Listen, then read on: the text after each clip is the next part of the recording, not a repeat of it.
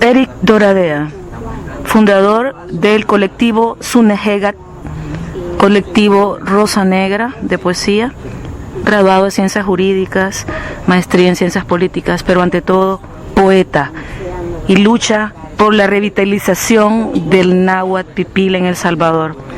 Eric, ahora quiero que me contes un poco alrededor de la poesía tuya, pero también háblame un poco de la cosmovisión en marco a la muerte.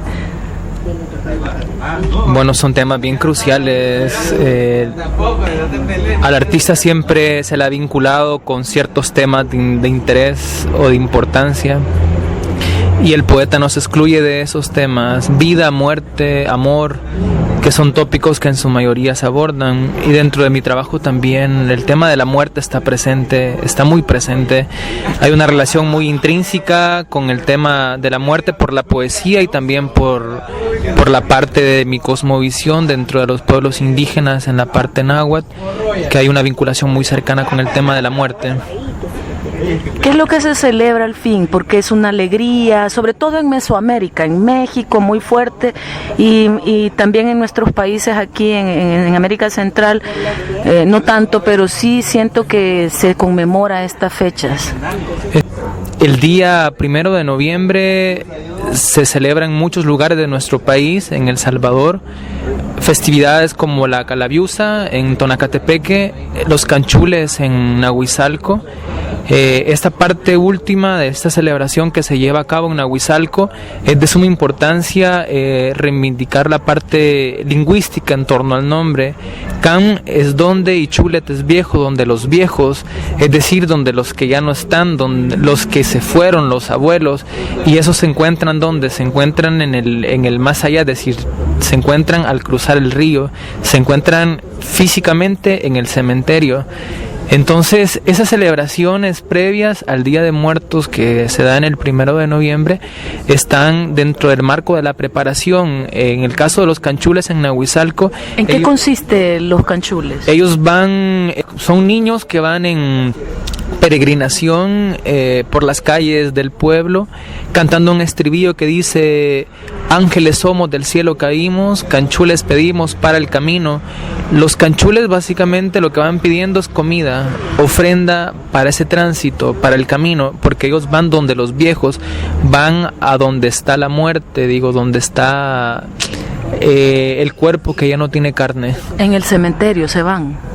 ¿O a las casas? Luego de la celebración de los canchules, anteriormente consistía que se pedía la comida, y estamos hablando de que los canchules se hacen el 1 de noviembre por la noche. Ese era como el acto primario para luego pasar al segundo momento, que era trasladarse para el cementerio y encontrar en un 2 de noviembre con toda la festividad que se podría realizar con un ser querido, pues que nos encontrara dentro del cementerio el 2 de noviembre. Es llevarle la ofrenda o llevar ofrenda para que nos ayude en ese tránsito, en el caminar. Eso es una de las celebraciones que tenemos presente previo al Día de Muertos y en el propio Día de Muertos, que en Nahuizalco es muy particular la celebración del Día de Muertos, muy muy particular. ¿Por qué? ¿Qué hacen allá? Fíjate que nosotros asociamos el caso de la celebración de Día de Muertos con México.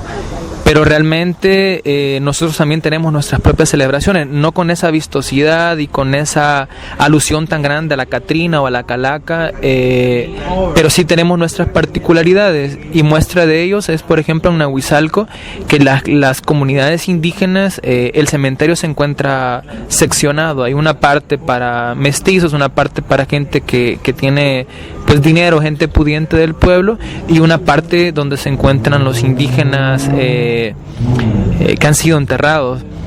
En esa parte es lo que a nosotros nos llama mucho la atención, lo que sucede cada 2 de noviembre. Los indígenas bajan con flores silvestres, con flores que siempre se mantienen en vida, con sus ofrendas a la tumba de sus seres queridos, y la lógica que hacen o la lógica que manejan es esa comunicación directa con la tierra. Con un ejercicio comienzan a amasar la tierra con sus manos, con un poco de agua, y comienzan a amasar esa tierra, a revolverla. ¿Ese ritual tiene algún nombre? Fíjate que desconozco, yo no me he metido tan de lleno a investigar de cuándo data esto, si tiene algún referente en náhuatl también.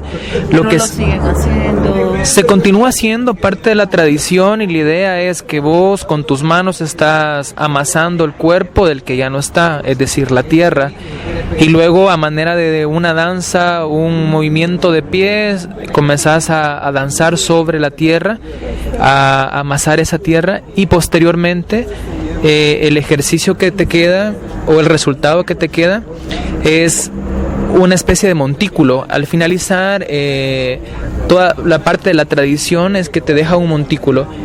Ese montículo es nuevamente el resurgimiento de la tierra, el surgimiento de la muerte a la vida. Y el respeto a nuestros muertos, el recuerdo de nuestros familiares muertos, eso está muy marcado en estas conmemoraciones de los pueblos indígenas.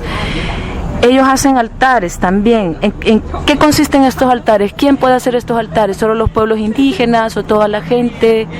El altar básicamente se realiza para recordar, para conmemorar. Vos realizás un altar para recordar a tu ser querido, y en ese altar vos colocás las ofrendas. Por ejemplo, si me van a realizar un altar a mi persona, ese altar van a colocar lo que a mí me gusta. Si me gusta el whisky, pues me van a poner un poquito de whisky. Si me gustan los puros, me van a poner puros. Si me gusta la lectura, me van a poner algún libro.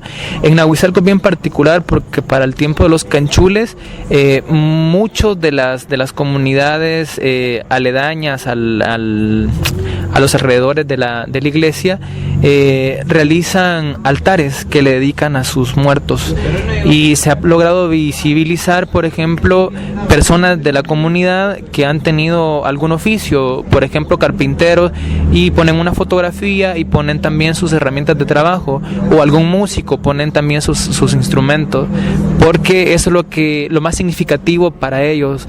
Me pregunto, si yo no estuviera físicamente, ¿cómo me recordaran? Digo, ¿qué elementos pusieran para recordarme? Y aparte de esto, ¿qué ofrendas también me dieran para recordarme y para agradarme? En la poesía, ¿vos has escrito algo acerca de estos temas, de la muerte? Y la muerte desde otro punto de vista, ¿verdad? No aquel dolor, no aquella eterna lloradera por nuestros seres queridos. ¿Cómo es la mejor manera de recordar a nuestros muertos, según esta cosmovisión de nuestros pueblos originarios? La mejor manera de recordar es nombrándolos, teniéndolos presentes, con vida en este espacio físico en el que nos encontramos. Muchos nos han dejado físicamente, pero de alguna forma nos han dejado un legado de recuerdos, de emociones, y la mejor manera de recordarlos es a partir de eso, recordarlos con una sonrisa, recordar con aquellos buenos momentos, recordar con las obras que ellos hicieron. Si en el caso de un escritor, pues con sus escritos; en el caso de un pintor, con su pintura; en el caso de un sembrador, con su siembra, con su tierra, con el cuidado que hacía a su tierra. Creo que es la obligación, el compromiso de cada ser humano, construir de mejor forma tu vida para que de esa forma te puedan recordar cuando ya no esté físicamente. ¿Es cierto que hay pisos, que un altar puede ser de 7 pisos o de 3 pisos? ¿Qué sabes de eso? Fíjate que yo creo que está relacionado, y voy a hacer una especulación al respecto, pero creo que está relacionado en torno a los niveles que tienen desde la cosmovisión de los pueblos indígenas, que tiene el Mictlán o que tiene el inframundo. Es decir, se hablan de 9 niveles en los que se encuentra clasificado el inframundo o el Mictlán para el caso de los nahuas. Creo que está íntimamente relacionado en torno a eso. En México se hacen unos altares de muerto preciosísimos, donde son personalizados. Por ejemplo, un altar de muerto para mi papá, para mi hermana, para mi mamá, porque a ese altar de muerto le ponemos las ofrendas, lo que a él le gustaban, como nosotros lo recordamos actualmente. O sea que yo no me puedo poner a hacer un altar quizás como de 10 personas, o sea, tendría que ser uno por persona, o sea, algo personalizado. Lo ideal es eso. ¿Y se puede así hacer una cosa con el montón? Digo, todo se puede en la vida, pero hay cosas que no se deben. Ajá. El colectivo Sunejega, como su trabajo, voluntariado de revitalización del náhuatl y de nuestra identidad y nuestra cultura, ¿cómo abordan estos temas? ¿Qué hacen ustedes? ¿Van a las comunidades, acompañan a los abuelos y abuelas, a los jóvenes? Fíjate que nuestro trabajo se centra específicamente en la parte lingüística. Nosotros estamos reconstruyendo el tema de memoria y estamos haciendo un aporte de la reivindicación o de la resistencia, no solamente de los pueblos indígenas, sino también la resistencia activa de los salvadoreños a partir del aporte lingüístico. El náhuatl, un idioma que se encuentra en peligro crítico de extinción de acuerdo a los balances que ha hecho la UNESCO, y que pocas personas y pocos colectivos, por no decir que ninguno, se están centrando en la revitalización del idioma, y el colectivo se ha metido en ese proyecto de pie a cabeza, y somos un grupo de locos. Sunehegat viene de los vocablos náhuatl sun, cabeza, y ejegat, que es viento. Sunehegat es el que tiene viento en la cabeza o viento en la cabeza, que es básicamente el calificativo que le dan en algunas comunidades a las personas que no se encuentran cuerdas, es decir, a los locos. Ustedes están trabajando desde el 2001 y todos hablan náhuatl ya.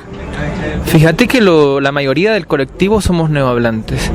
Eso ha sido a partir de un ejercicio de aprendizaje del idioma a partir de elementos gramaticales y la práctica constante en las comunidades. A partir de sus conocimientos del náhuatl, ¿ustedes sienten que son más sensibles ante nuestra cultura, ante nuestras identidades más ancestrales? ¿Ustedes sienten que están dando un aporte? ¿Y cuál es el aporte? Y no solamente ancestrales, nosotros manejamos un pequeño dicho dentro del colectivo: un salvadoreño que sabe náhuatl es un salvadoreño que ve las cosas a colores, un salvadoreño que no sabe náhuatl es un salvadoreño que ve las cosas a blanco y negro. Creo que la sensibilidad a partir de la parte lingüística es fundamental. A mí me han marcado porque yo estoy muy relacionado con el tema de la poesía, y la poesía me llevó al náhuatl. El náhuatl es profundamente poético.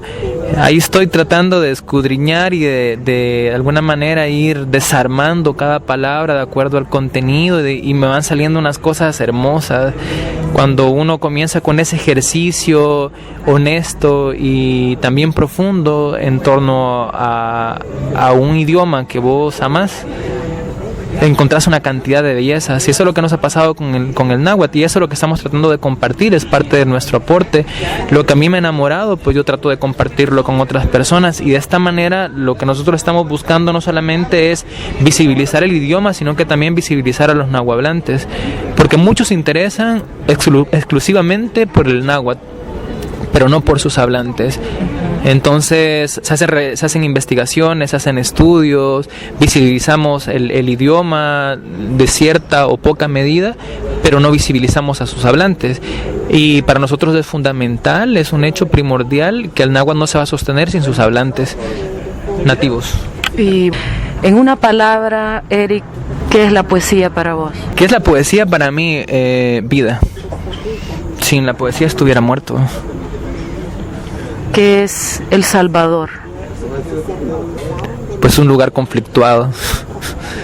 Es un lugar conflictuado, es un espacio que expulsa a sus mejores hijos, pero es un lugar bonito. Digo, si ves la parte hermosa y lo ves con amor, es un lugar donde se puede habitar, pero también es un lugar frío, y es un lugar que tiende a expulsarte, que tiende a ponerte contra la espada y la pared. ¿Qué es la muerte? La muerte es una consecución de la vida. En una palabra, ¿quién es Eric Doradea? Complicado.